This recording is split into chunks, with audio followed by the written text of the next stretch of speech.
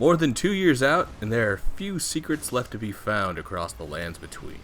I mean, not from a lore perspective, there's no limit to how much players are going to be able to pick out of Elden Ring's obscure backstory.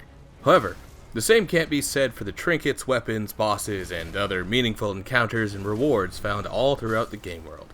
No, those have been found, logged, and cataloged by the player base and data miners, checking every nook and cranny available. Even finding some items that FromSoft no longer meant to actually be found by the time of the game's release. Of course, that's all going to change soon, once the DLC, Shadow of the Erdtree, arrives, and brings us a whole new chunk of the lands between to explore. So, let's abuse all that hard work done by the Elden Ring community and supercharge ourselves for the DLC. Howdy, I'm Prakuza, and welcome to DevBox, where we take games and tinker around their insides to see what makes them tick. Today we'll be trying out a challenge run. Well, actually, this isn't much of a challenge run today. No, not really. Instead, we're going for a fairly casual run to prepare for our first outing into the upcoming DLC. Or more specifically, I'm going to be running down the ways that I'll be preparing to tackle the new content when it first arrives. After my terrible first experience with Bloodborne's Old Hunters DLC, I don't exactly want to walk in there unprepared this time. That starts with beating the game. While the only bosses required to enter the DLC are Moog and Radon, according to a Famitsu interview with director Hidetaka Miyazaki, I figured it would be a good idea to go ahead and get the main thrust of the original game out of the way. To do this, I went for my favorite casual weapon, one I've got earmarked for a challenge run down the line actually, the Black Knife. Starting as a samurai, we load in with the Uchikatana, easily one of the best starting weapons available thanks to both unsheath and a bleed effect. Using that, we do the usual setup, running out and killing Grail for some free levels, which will help us steamroll through Stormvale Castle as we gather some runes and a handful of smithing stones to make getting my preferred weapon a little easier. Out of the castle and taking a trip to Altus Plateau, we prepare for a quick fight against a Black Knife assassin. Very quick. Definitely didn't take me like 5 whole minutes to kill her. You're definitely watching a black screen right now because the footage ended while I wouldn't stop yapping. Certainly not the fight still happening at double speed with her only at like half health this whole time.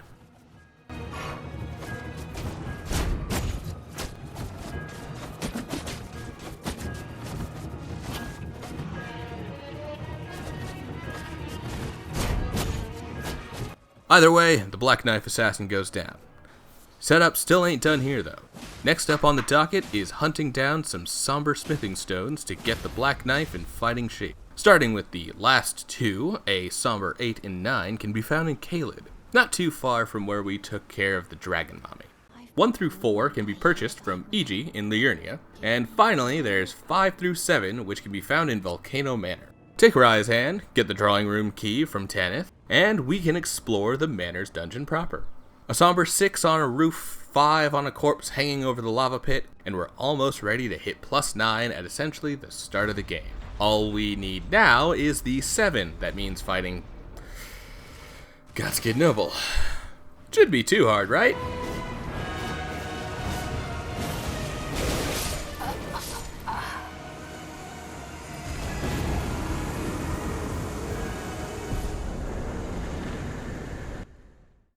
We take those. Anyway, get to the snake room, double back and use the stone sword keys you definitely remember to buy from one of the several merchants you've passed up until this point. No one would get here and realize they forgot the key, only to have to leave, buy one extra one from the Twin Husks, and then come all the way back. That would be silly. Now it's a hop, skip, and a jump away from the Incel Iron Maiden to find the somber 7. Seriously, does it really have to be this much trouble to find a somber 7? Anyway, with that behind us, we plow through Renala and all of her children, in more ways than one, if you know what I mean. I fucked the doll. However, I believe I've skipped over an important part here. Ah yes, Radon, one of the fights required to actually access the DLC. Let's go over exactly how we got here. In my case, I activated the Radon Festival when heading up to pick up the Black Knife. As scary as Caelid might be, Torrent runs us past most of the dangerous mobs on the way to Redmane Castle, and we take the teleporter to meet up with Jaren and the others here to help mercy kill Radon by committee. While Radahn certainly isn't easy by any metric, summoning the whole party makes the fight more than manageable enough, especially with a +9 Black Knife. Yeah, it turns out that game developers keep weapon upgrade materials locked behind progression for a reason, which makes the somber 8 and 9 in Caelid such an enigma. But that's one gift horse I'll stop looking in the mouth, lest Papa FromSoft take it away from me. Well, Radahn is dead, and now we can head down into Nokron, for a couple reasons. One is that I want the Mimic tier. Again, definitely didn't underestimate how many Stone Sword keys I would need for this run, and had to jump to my death out of melancholic sadness. The second reason is for Ranni's quest, which of course requires killing Loretta, talking to Ranni and gang, then finally picking up the Fingerslayer blade.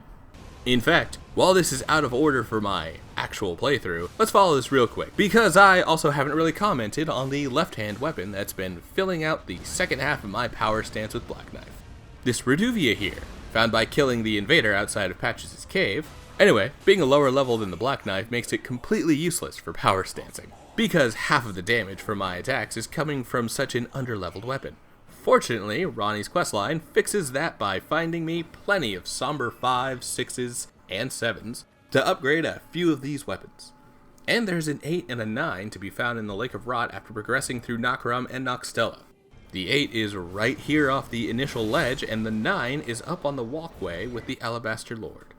Combine this with the Ghost Glovewort bell bearings in these underground areas, as well as the higher level Gloveworts that can be picked on the way, and we've already got a level 10 Mimic tier. So, Ranni's questline sets us up for a quick trip through the rest of the game. Seriously, I think maybe only 1 or 2 bosses after this point managed to take more than one try. This build is super broken, because again, we're not going for a challenge. We're doing a world tour to pick up whatever build items we want to take into the DLC. That also includes the plethora of larval tiers that can be picked up throughout Nokrom and Nokstella, as well as dropped from the giant balls in the same areas. Thank goodness for Blade of Death killing the balls from a distance, right? In short, Ranni's questline actually comes with 5 reasons in total to reach the end. Definitely make the trip down here. Also, if you don't want to use Mimic tier, I don't blame you. It will definitely trivialize some of the DLC if it's made the base game bosses this easy. So I will put them and any other spirit summons as a use at your own risk. Like, I'll probably be using them on my casual playthrough if I run into a wall or something, but that is my decision to play however I want to. And any other playstyle using the tools within the game is totally valid, whether that is to limit usage of powerful items or to embrace them. You do you, and please don't judge others for how they choose to engage with the $110 worth of video game, when considering the cost of the full price game plus DLC, that they want to enjoy. Anyway, let's get back to that collectathon. First up are the rest of the larval tiers, which yes, I do know that they are called larval tiers and not silver tiers like I kept saying in the Margit run. Aside from the handful down in the underground, there are also quite a few to be found topside. Some are random items in the field, like the one in the Albinoric village, or then there's the ones that can be found from the creatures that have been reshaped by Rennala in the past. At least that's my interpretation of what's happening here. Like this Final Fantasy VIII fan. Maybe I'm a lion. Strange. Thought those little fanatics were extinct. Well, they are now. Ha! Take that, you junction-loving idiot. I kid. I used to like 8 when I was younger too. But nowadays, I can't stop myself from optimizing the fun out of the game. Kind of my fault, but still, the game lets me do it. Where were we? Oh, right, collecting random crap. Now that Ranni's questline is done, let's talk real quick about the ending I'm going for here. Honestly, I'm not sure how the DLC is going to handle NPC questlines and such, but I'd like to finish it off with the happiest ending possible. And that, of course, means betraying our closest companion and embracing the flame into ourselves. Yep, that means after clearing out Lindell, killing Godfrey and Morgoth as we do, we need to head down to take our first crack at Moog. The sewer variant, at least. Then we head even deeper, so we can be embraced by the 3 fingers and become host to the frenzied flame.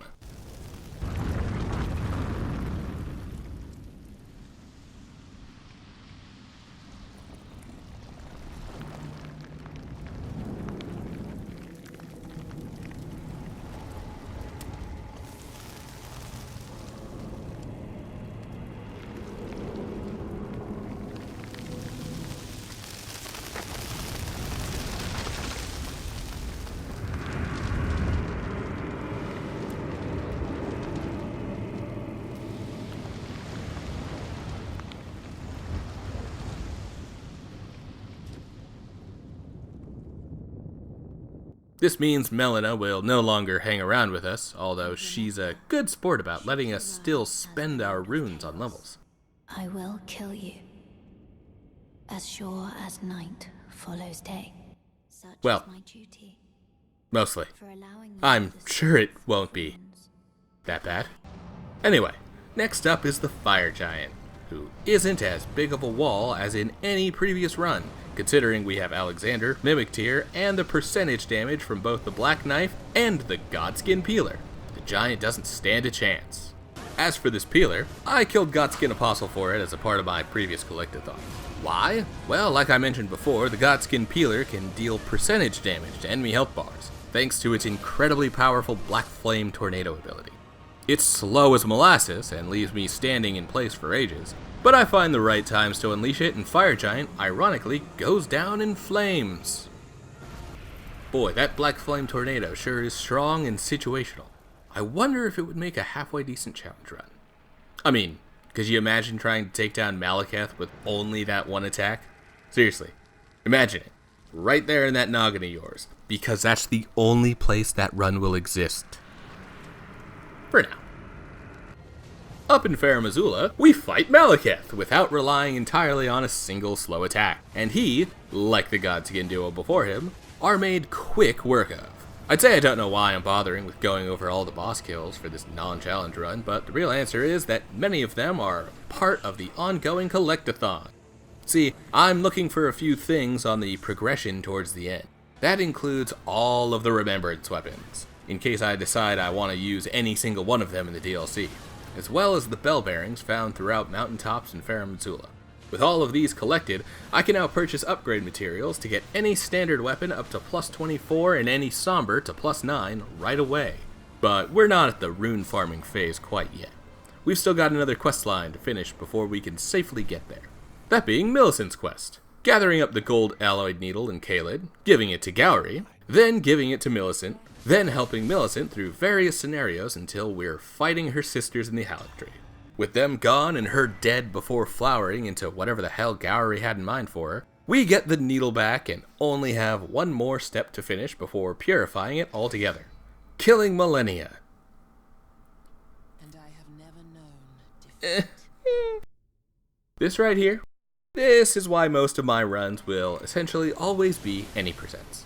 I am not a fan of this fight. For one, I'm not good at it. Like, at all. Look, I've watched people no-hit her with bare fists and evade waterfowl dance like she's barely even swinging that katana of hers around. However, I am simply not up to that task. Nor do I have the patience to waste any more of my life on Millennia any more times than I already have. Not gonna go into hyperbole and say, this boss sucks, or complain that it's shit design, or whatever. Millennia is what it is. I don't like her. I don't want to fight her. I will never have fun fighting her, and it will never be good for my mental health to go up against this boss again. So Rivers of Blood and Mimic Tier are going to cheese her to death. And we move on. We done? Yeah?